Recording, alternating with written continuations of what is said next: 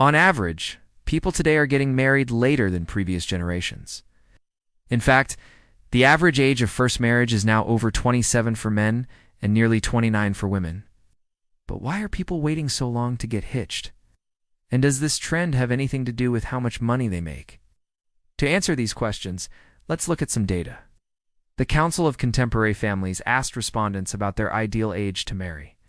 Men said 26 while women said 24. The average age of first marriage has been creeping up since the 1960s, when it was 24 men and 18 for women. You can also see that age of first marriage for both men and women peaked in the early 1950s. It's just after World War II. After that, it gradually declined until the 1960s, when there was a baby boom. Then after that, it gradually increased again. But other than two dips during and right after wars, the trend has generally been an increase in age of first marriage. So why are people marrying later? One reason is that we're getting more educated, according to data from the U.S. Census Bureau. In 1940, only 11% of women aged 15 to 24 had bachelor's degrees. By 2018, that number had risen to 34%. For men that age in the same time period, the rate went from 7% to 28%. Having a college degree is correlated with marrying later. In 2018, the median age of first marriage for women with bachelor's degrees was 28.4 compared to 25.6 for those without. For men, the numbers were 30.6 and 27.4 respectively. This makes sense because going to college takes time, and delaying marriage allows students to focus on their studies. It could also be that people who want to go to college tend to be more educated and intelligent, and therefore smarter about making life decisions like when to settle down. Or maybe having a higher education simply means having access to better birth control options. Another explanation for the delay in marriage is that people are prioritizing their careers. For many, climbing the career ladder is a lot like climbing a mountain. There's a peak you're trying to reach. Getting married and raising kids makes that climb more difficult. For example, if both spouses work, the chances of pregnancy decrease by 15% for each hour past 5 that one spouse works. So couples that choose to wait until later in life to get married are often those whose primary focus is their career. In addition to education and career, other factors that can delay marriage include living with parents, cohabitation, and divorce. As you can see, people are increasingly living with their parents longer, which may mean that they have less need or desire to get married. Cohabitation may also play a role because it provides an alternative to marriage. More and more couples are choosing to live together before tying the knot or instead of getting married altogether. If your parents got divorced, it could make you more hesitant to get married yourself. All of these trends help explain why people are getting married as young as their parents did. They don't necessarily explain why people are getting married later. Are there external forces at play here? Maybe. There's a popular theory called the M theory of marriage. M stands for money. According to proponents of the theory, people will marry when they feel financially secure enough to support themselves and a family. The idea is that a certain income threshold needs to be reached before marriage is viable, and the theory seems to hold up. The Pew Research Center found that the percentage of adults who say they would not consider marrying someone who earns less money than them has gone from 36% in 1997 to 48% in 2016. That means that a lot more people are thinking about money when it comes to marriage. And it's not just because people are more concerned about money. They're also worried about their partner's earning potential. As you can see, the percentage of people who say they would not marry someone who doesn't have a job has gone from 43% in 1997 to 60% in 2016. And the share saying they would marry someone earning less money than they are has gone from 45% to 71%. So what exactly is stopping everyone from reaching that magic money threshold?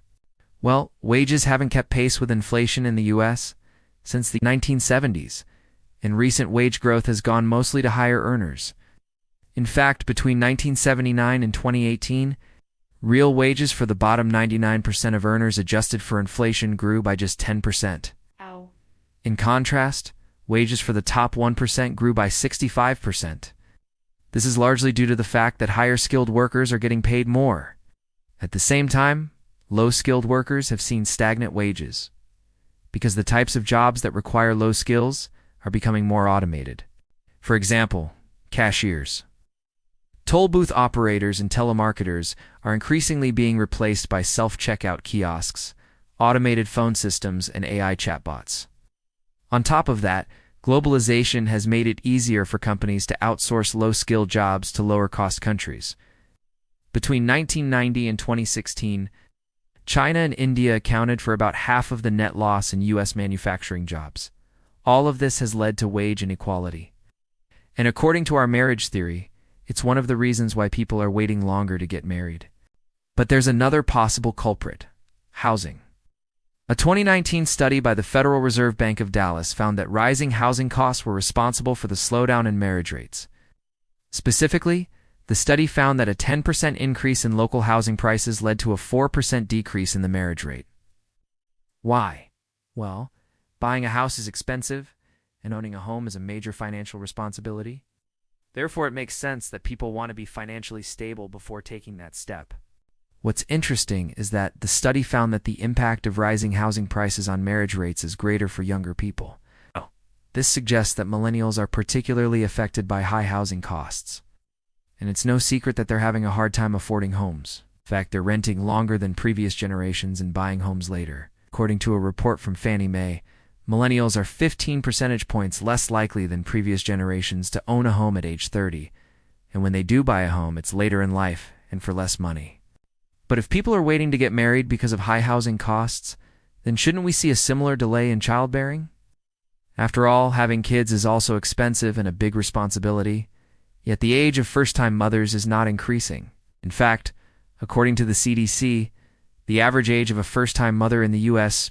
peaked in 2007 at 25.5 years old and has been decreasing ever since. This suggests that people are still having kids but forgoing the associated costs of raising a family. How well?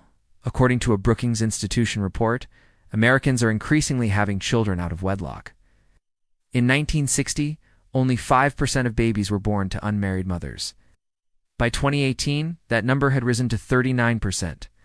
This is happening because people are living together without getting married, as we mentioned earlier. Cohabitation has become more common over the past few decades, especially among younger people. It provides a way to test drive marriage without actually committing to it. In fact, most couples who cohabitate eventually get married or have kids. So it seems that many people use this living arrangement to figure out whether or not they're really ready for marriage and kids. Now you might be wondering, are people having kids just because they don't want to get married? Not really. The decision to have kids is influenced by a variety of factors, including age, education, income, and whether or not they've had kids before. But having a cohabiting partner is also a strong predictor of childbearing. If you look at the percentage of women who have given birth within 5 years of first forming a cohabiting relationship, you can see that it's almost the same whether or not they're married. So to answer the question posed in the beginning of this video, yes. How much money you make does have something to do with when you get married. According to our theory, people won't get married until they feel financially secure, which we measure by whether or not they're making enough money to buy a house. And according to data from the Dallas Fed, rising housing costs are a big reason why people are waiting longer to get married. But that doesn't mean that money is the only thing people are thinking about when it comes to marriage. Other factors such as age, education, career, and perhaps even parenting experience play a role too.